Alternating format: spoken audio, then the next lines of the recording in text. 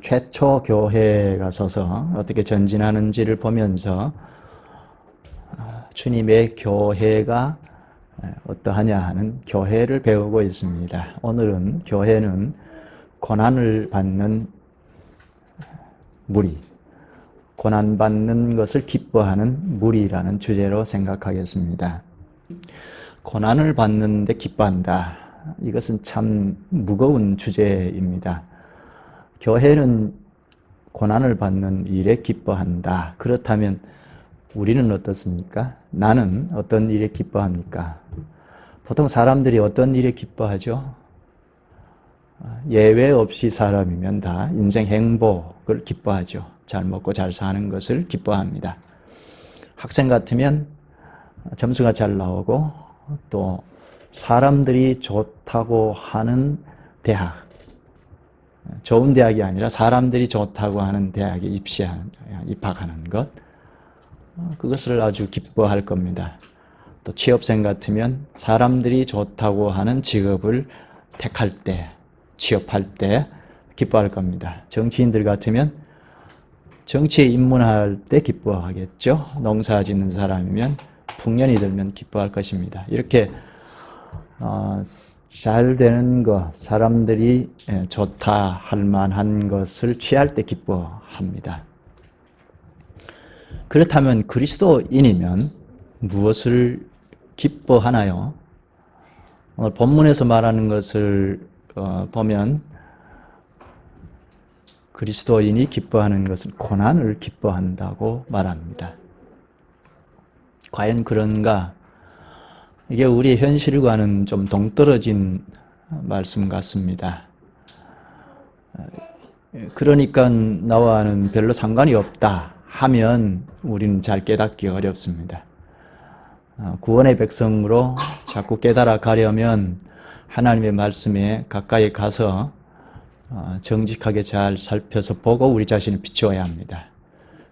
이런 점은 우리 자세 문제입니다.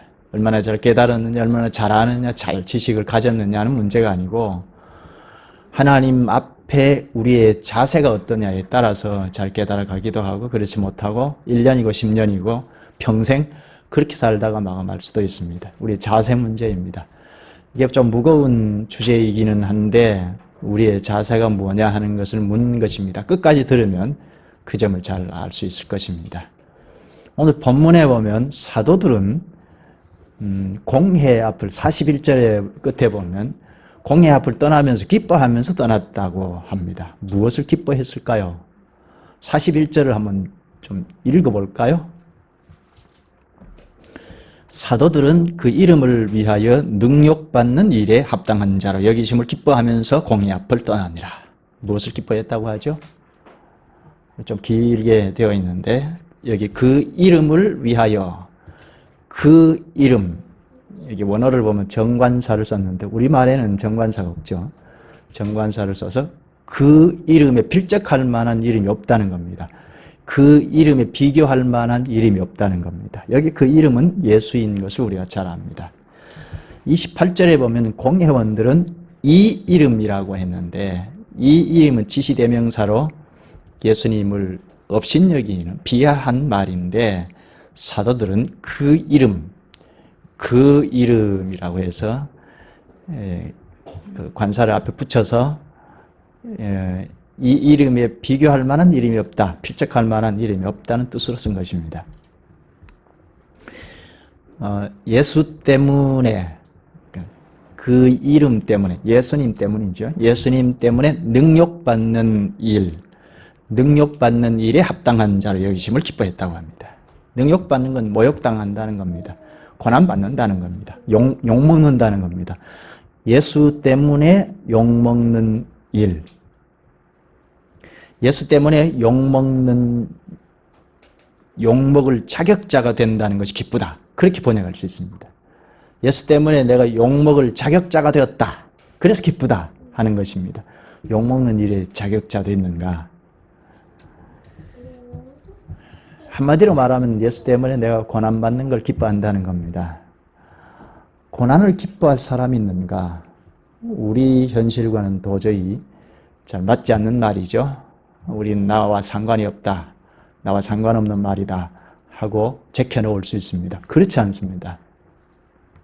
예수 때문에 욕먹는 자격자가 되어서 나는 기쁘다. 고난받는 자격자가 되어서 나는 기쁘다. 예수 때문에 힘들다. 그래서 기쁘다는 겁니다. 어찌 그런가? 이 말이 우리에게 다 수용이 되면 여기서 설교를 마쳐도 되겠습니다. 그런데 본문에서 뭐라고 하는지 본문을 좀 읽으면서 본문에 하나님께서 의도하신 바를 좀 잘 읽고 이해해야 좀 더 우리의 현실로 잘 이해할 수 있겠습니다. 바로 뒷구절을 보면 40절 볼까요? 그들이 옳게 여겨 사도들을 불러들여. 여기 그들은 누구죠? 사내들인 공회원들이죠. 대법관, 법원이죠. 그들이 옳게 여겨 사도들을 불러들여 채찍질하며 예수의 이름으로 말하는 것을 금하고 놓으니, 예수 때문에 사도들이 고난받은 것이 뭐죠? 여기 40절에는 채찍을 맞았다는 겁니다. 이게 자기들이 잘못해서가 아니고 예수 그리스도의 죽음과 부활을 전한 것 때문에 채찍에 맞았다고 합니다. 율법에 보면 아주 중죄인이 채찍을 가하는데 최고형이 한 40대를 말하고 있습니다. 40대를 맞았는지 아니면 한두 대를 맞았는지 그건 우리가 알 길이 없는데, 그러나 적게 맞았다고 볼 수는 없습니다. 왜 그러냐 하면 사내들인 공회원들이 이제 분노가 극도에 치달았기 때문입니다. 고린도후서 11장 24절에 보면 사도 바울도 유대인들에게 40에 하나 감한 매를 5번이나 맞았다고 합니다. 이렇게 그리스도를 전하는 것 때문에 매를 맞았다는 겁니다. 그러니까 거반 40에 하나 감한 매를 맞았다는 것은 거반 죽은 거나 다를 바 없다는 겁니다. 매를 맞다가 죽을 수도 있죠. 사내들이 지금 그럴 정도로 극도의 분노에 치달아 있습니다. 대법관들의 분노입니다. 분노는 그리스도의 부활을 전한 것 때문에, 예수 그리스도를 전하면 안 되잖아요. 그리스도는 십자가의 죽음으로 끝났어요. 사내들인 당시의 종교 지도자들이 볼 때는 예수 그리스도는 이제 끝나야 합니다. 이젠 두 번 다시 거론하면 안 됩니다. 재판에서 사형 언도를 내려서 십자가에 내어주었기 때문에. 그런데 그 예수가 다시 살아났다는 이야기를 자꾸 하니까 노가 극도에 달하는 겁니다. 앞에 지난번에 생각한 말씀과 이어서 생각하면 예수 그리스도의 죽음과 부활을 전하니까 감옥에 가둬버렸죠. 17절에 보면 마음에 시기가 가득하여 일어나서 옥에 가둬버렸다고 합니다. 이때 벌써 노가 극도에 달했습니다. 그런데 탈옥했죠. 이때 탈옥은 초능력으로 감쪽같이 감옥에서 나왔죠. 옥문을 지키고 있던 그 간수들이 다 있는데, 여전히 지키고 있는 데서 감쪽같이 나왔습니다. 나오게 된 건, 나와서 뭘 했죠?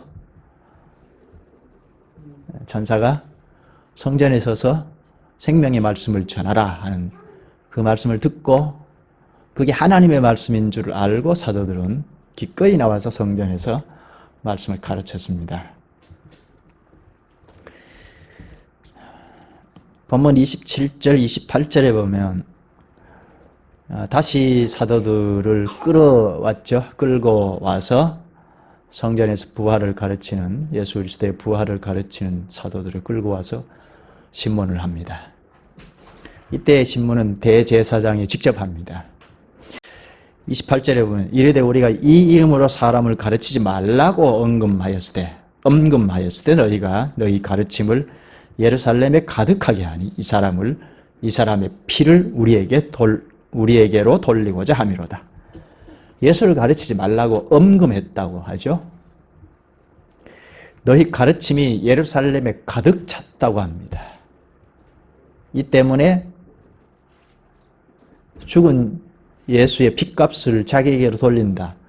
예수를 죽인 책임을 사내들인 자신에게 돌린다는 말을 하죠. 이렇게 신문을 하는 내용을 보면 사도들의 숨통을 조입니다.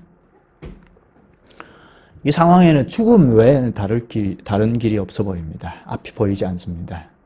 그런데 그 다음 29절에 보면 사도들이 뭐라고 합니까?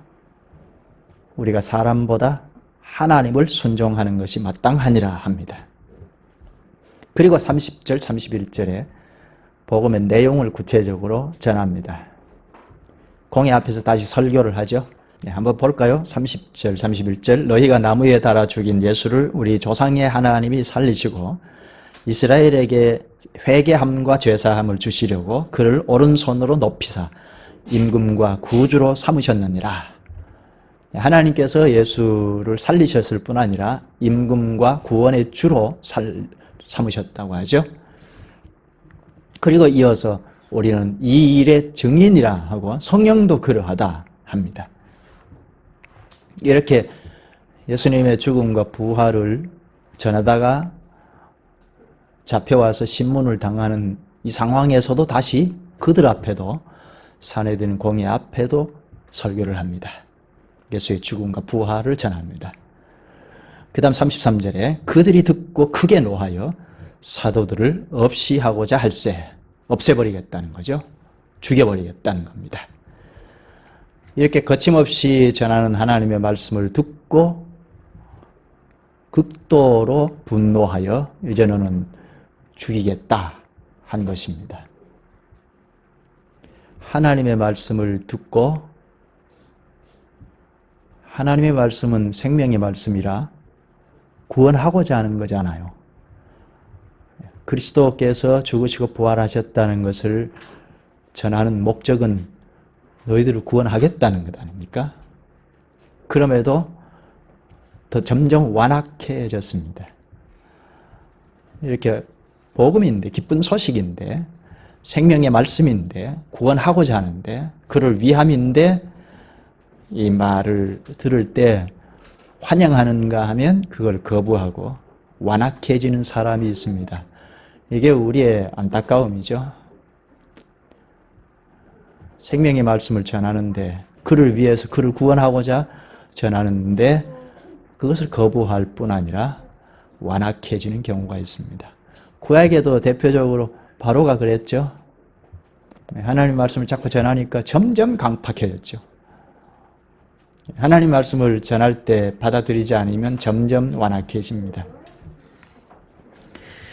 이렇게 사도들이 사내들인 공회원들 앞에서 설교를 하는데 그것을 받지 않으니까 점점 완악해져서 이제 죽이려고 합니다.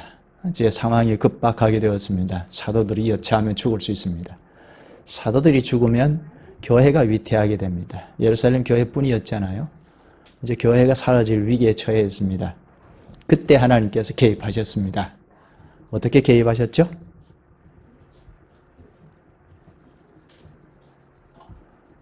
그냥 두면 사도들은 이제 죽을 상황입니다. 돌로 쳐 죽임을 당해도 당할 수 있습니다. 당시에 유대 사회는 로마 속국에 있었기 때문에 사람을 함부로 죽일 수 없습니다. 로마 정부의 허락을 받아야 합니다. 그러나 율법에 저촉이 된다고 해서 돌로 당장 쳐 죽일 수 있죠. 이제 사내들인 공회원들은 이성을 다 잃고 있기 때문에 그런 급박한 상황에서 하나님이 조치를 취하십니다. 무엇이죠? 가말리엘이라는 사내들인 회원 중에 한 사람인 가말리엘을 세웠습니다. 가말리엘이라는 율법 교사가 중재에 나섰죠. 한번 보실까요? 34절부터 좀 보십시다. 바리새인 가말리엘은 율법 교사로 모든 백성에게 존경을 받는 자라. 공회 중에 일어나 명하여 사도들을 잠깐 밖에 나가게 하고, 여기 가말리엘은 율법 교사라고 하죠. 바리새인의 율법 교사라고 합니다. 존경받는 자라고 하죠. 당시에 유명한 학파가 두 학파가 있었습니다. 힐렐 학파하고 샴마이 학파입니다. 힐렐 학파의 수장은 힐렐이라는 사람인데 이 사람의 손자가 가말리엘입니다. 오늘 본문에 나온. 가말리엘의 할아버지가 힐렐인데 힐렐이 아주 당시에 존경을 받았던 사람입니다. 그런데 손자인 가말리엘도 여기 존경을 받는 사람이라고 하죠. 사도행전 22장 3절을 보면 바울도 이 가말리엘의 문화생이라고 합니다. 가말리엘에 의해서 여기에서 율법의 학문을 배운 사람입니다. 그런 가말리엘의 중재로 지금 사도들이 목숨을 건지게 됩니다. 가말리엘이 두 사람의 예를 드는데요. 하나는 드다고 하나는 유다이죠. 드다라는 사람은 한 400명을 거느리고 아주 영향력을 아주 끼쳤던 사람인데 아마 메시아 행세를 한 것 같습니다. 그러나 400명을 거느리고 많은 영향력을 끼쳤지만 그가 죽자 금방 사라져버리고 없어졌습니다. 또 유다라는 사람은 여기 호적할 때라고 하죠. 37절에 보면 당시 유다는 로마 당국에 세금을 내어야 하죠. 근데 호적할 때는 세금을 징수하기 위함입니다. 근데 유다라는 사람이 우리가 하나님의 백성인데 세금 낼 필요 없다 하고 선동하고 운동을 해서 많은 영향력을 끼쳤습니다.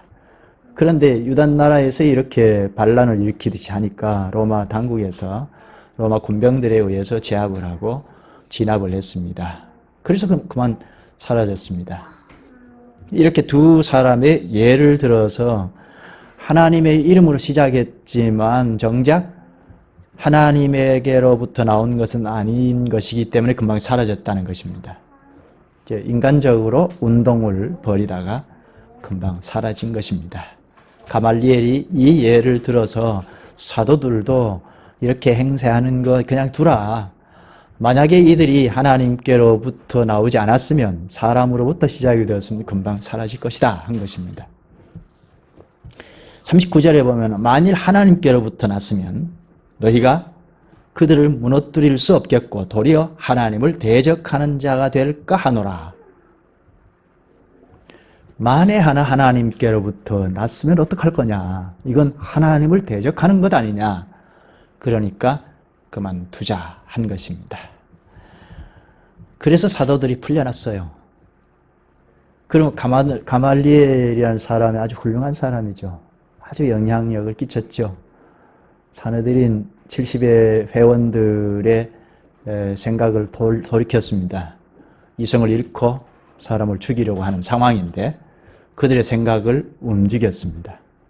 그러니까 가말리엘이 탁월한 사람이죠. 더더욱이 하나님께로부터 났으면 우리가 이들을 제압하면 하나님을 향한 것이니까 하나님을 대적하는 것이니까 이건 큰 죄가 아니냐 한 이것은 아주 높이 살만하죠. 요즘도 그렇죠. 이 일이 하나님께서 하시는 일이라면 이 일에 방해를 하면 하나님을 대적하는 거 아니냐. 이건 하나님과 연합한 의식을 가지고 하는 거잖아요. 만약에 교회가 어떤 목사가 하나님께로부터 나온 것으로 무엇을 하면 그걸 대적하면 하나님을 대적하는 것이다. 하나님과 연합시켜서 생각하는 거니까 아주 높은 생각이죠. 칭찬할 만하죠. 그런데 여기 허점이 있습니다. 무엇이죠? 좀 더 제대로 하려면 어떻게 해야 합니까? 사도들이 감옥에서 풀려났잖아요. 감쪽같이 풀려나서 성전에서 성경의 말씀을 전하지 않았습니까? 그러니까 이게 어떻게 된 일인가? 이게 어떻게 된 일인가 살펴볼 만하잖아요. 생각해 볼 만하잖아요. 특히 전능력을 일으켜서 감쪽같이 탈옥했는데 이게 어디서부터 비롯되었는가 고민할 만하잖아요. 근데 여기에 대한 조사는 없습니다. 잘 모르면 하나님께 여쭤보면 해결할 수 있잖아요. 근데 여기에 대해서는 그냥 지나갔어요. 거기에 대한 생각은 없이 지나갔어요. 그러니까 탁월하다 그렇게 말하기는 좀 어렵죠. 하나님께서 쓰신 것은 분명합니다. 그러나 가말리엘이 탁월하다 그렇게 말하기는 어렵습니다. 그러니까 인간적으로 좀 명석했다고 볼 수 있습니다. 그런 정도로 하고 지나갔습니다. 그런데 그것을 하나님께서 쓰셨다는 겁니다. 하나님께서 그런 정도도 쓰셔서 사도들을 석방하도록 하신 것입니다. 여기서 하나 잠깐, 주께서 쓰셨으니까 그 사람 참 대단하다 그렇게 말할 수 있는가 하는 겁니다. 오늘날에도 그러죠. 어떤 목사를 하나님 쓰시지 않느냐, 쓰시니까 함부로 하면 안 되는가요? 쓰시니까 그건 지지할 일인가요? 가말리엘도 하나님께서 쓰셨어요. 지지할 일은 아니죠. 하나님께서 지지하시는 일은 아니죠. 그러니까 쓰실 수 있습니다. 이방 왕도 쓰잖아요. 고레스 왕 대표적으로. 고레스 왕을 쓰셔서 유다 나라가 본국으로 귀환하도록 했지 않습니까? 그러니까 하나님께서 쓰신다는 것이 중요한 것이 아니고 어떻게 쓰셨느냐, 그것이 참 중요하죠. 마태복음 7장 21절에 말합니다. 나더러 주여 주여 하는 자마다 다 천국에 들어갈 것이 아니요 다만 하늘에 계신 내 아버지의 뜻대로 행하는 자라야 들어가리라. 그 바로 뒷구절에 그날에 많은 사람들이 주여 주여 하면서 선지자 노릇하고 주여 주여 하는 자 하면서 병도 고치고 기이한 일도 다 행한다는 겁니다. 그러니까 다 지지하는 것 아니죠? 예수님께서 난 너 모른다 하시지 않습니까? 선지자 노릇하고 오늘날로 말하면 목사 노릇하고 또 은사주의자들처럼 그런 초능력을 행사하기도 한다는 겁니다. 그러나 주님께서 아버지의 뜻대로 행하는 자라야 천국에 들어가리라. 쓰신다는 것과 천국과는 상관관계가 아닙니다.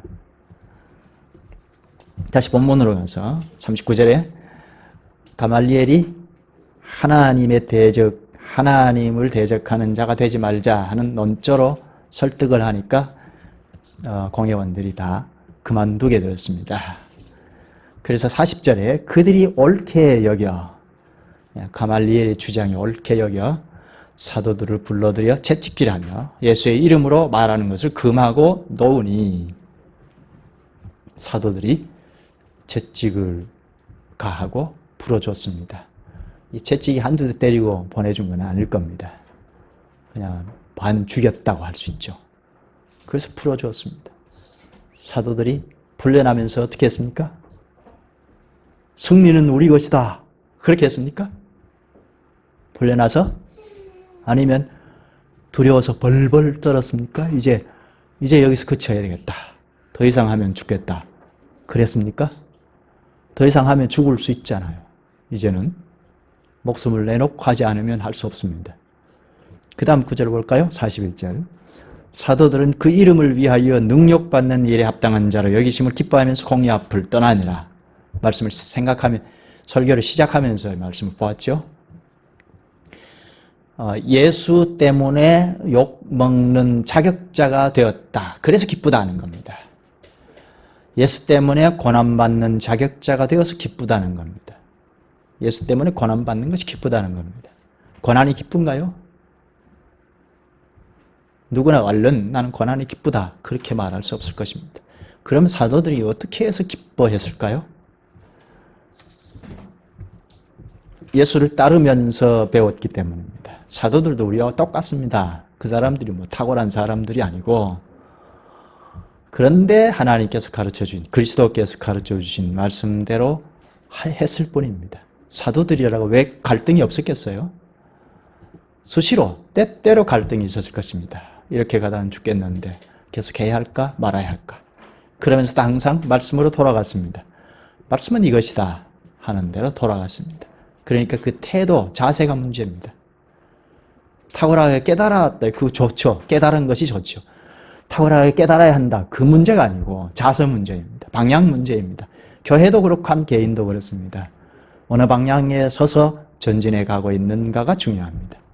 한 개인도 어느 방향에 서서 있느냐, 어떤 자세를 취하고 있느냐 하는 문제입니다. 자세가 바르면 깨닫게 돼 있죠. 근데 자세가 바르지 않으면 평생 배워도 못 깨닫습니다. 구사일생으로 풀려난 사도들이 그 길로 무엇을 했습니까? 42절을 보죠. 그들이 날마다 성전에 있든지 집에 있든지 예수님 그리스도라고 가르치기와 전도하기를 그치지 아니하니라. 날마다 어디에서든지 그리스도를 가르쳤다는 겁니다. 예수님 그리스도다 하고 가르쳤다는 겁니다. 한결같았죠. 한결같이 그리스도의 증인이었다 하는 것입니다.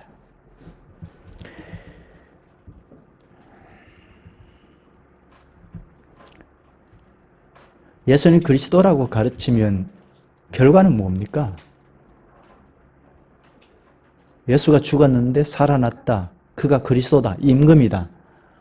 그렇게 말하면 결과는 무엇입니까? 결과는 고난이잖아요. 예수 믿으면 인생 행복이 아니고 고난이에요. 예수 믿으면 잘 풀릴 수도 있지만 그건 이제 쓰시고자 그렇게도 하실 수 있는데 고난이에요. 예수 안 믿는 데서 오는, 그러니까 예수 안 믿으면 없는 그런 고난이 있다는 겁니다. 예수 믿기 때문에 오는 고난이 있다는 겁니다. 그러면 그리스도인으로 산다는 것이 무엇인가? 언제 어디에서든지 예수는 그리스도라고 전하는 것이고, 예수는 그리스도라고 전하면, 말하면 고난이라는 겁니다. 이 두 가지 오늘 가르칩니다. 예수는 그리스도라고, 임금이라고, 우리의 구원주라고 전하면 환영하고 받는 것이 아니고, 우리를 구원코자 예수 그리스도께서 십자가에 죽으셨다, 부활하셨다 하는 것을 말하면 환영하는 것이 아니고 박해가 있습니다. 고난이 있습니다. 예수님도 말씀하셨어요. 마태복음 5장 11절 12절에 나로 말미암아 너희를 욕하고 박해하고 거짓으로 너희를 거슬러 모든 악한 말을 할 때에는 너희에게 복이 있나니 기뻐하고 즐거워하라. 하늘에서 너희의 상이 큼이라. 너희 전에 있던 선지자들도 이같이 박해하였느니라. 고난이 오면 기뻐하라 하죠. 이것 때문에 사도들도 기뻐했습니다. 사도들만인가요? 당시 교인들도 한마음이 되었어요. 사도들만이 아니고 당시에 아무리 어린아이 같은 신자라도 함께 한마음으로 기뻐했어요. 이건 이제 자세예요. 고난은 나와 상관이 없다고 하는 자세가 되어 있으면 안 된다는, 못 깨닫는 거죠. 그런데 어린아이 신자라도 고난이 기쁨이다, 기뻐하라 하는 예수님의 말씀을 깨닫고 사도들이 기뻐했습니다. 당시 사도교회가 그랬습니다.